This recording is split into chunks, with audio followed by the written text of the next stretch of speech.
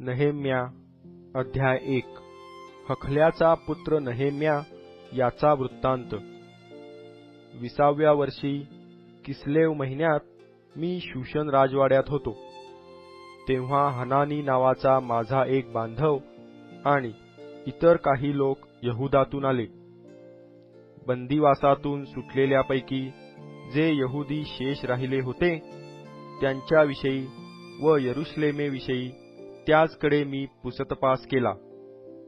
त्यांनी मला सांगितले, बंदिवासातले जे अवशिष्ट लोक त्या प्रांतात राहिले ते मोठ्या दुर्दशेत असून त्यांची अप्रतिष्ठा होत आहे।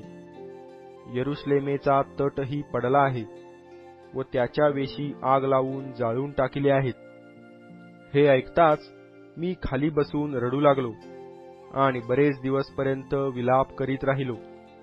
मी उपास करून स्वर्गीच्या देवाची प्रार्थना केली की, हे स्वर्गीच्या देवा परमेश्वरा, हे थोर व भयावह देवा, तुझ्यावर प्रीती करणारे व तुझ्या आज्ञा पाळणारे यांच्या संबंधाने तू आपला करार पाळितोस व त्याचवर करुणा करीतोस।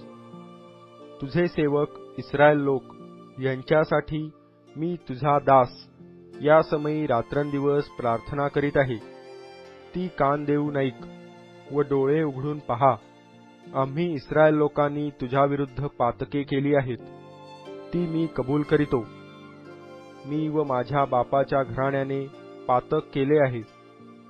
आम्ही तुझ्यासमोर अतिशयित दुर्वर्तन केले आहे आणि तू आपला सेवक मोशे यास विहित केलेल्या आज्ञा, नियम व निर्णय आम्ही पाळले नाहीत।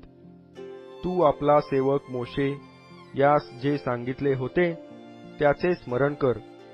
ते हे की तुम्ही पातक केल्यास मी तुम्हास राष्ट्रांमध्ये विखरीन, पण तुम्ही मजकडे वळला व माझ्या आज्ञा मानून त्याप्रमाणे चालला तर तुमचे परागंदा झालेले लोक दिगंती असले तरी तेथून त्यास एकवट करून मी आपल्या नामाच्या निवासार्थ निवडलेल्या स्थानी आणीन।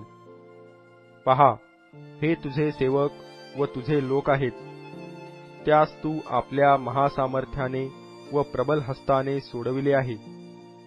हे प्रभू, मी विनवणी करीतो की तू आपल्या ह्या सेवकाच्या प्रार्थनेकडे व जे तुझे सेवक तुझ्या नामाचे भय बाळगण्यास उत्सुक आहेत त्यांच्या प्रार्थनेकडे कान दे। तुझ्या सेवकास आज यश दे आणि ह्या मनुष्याची त्याचवर कृपादृष्टी होईल असे कर। ह्यावेळी मी राजाचा प्यालेबरदार होतो।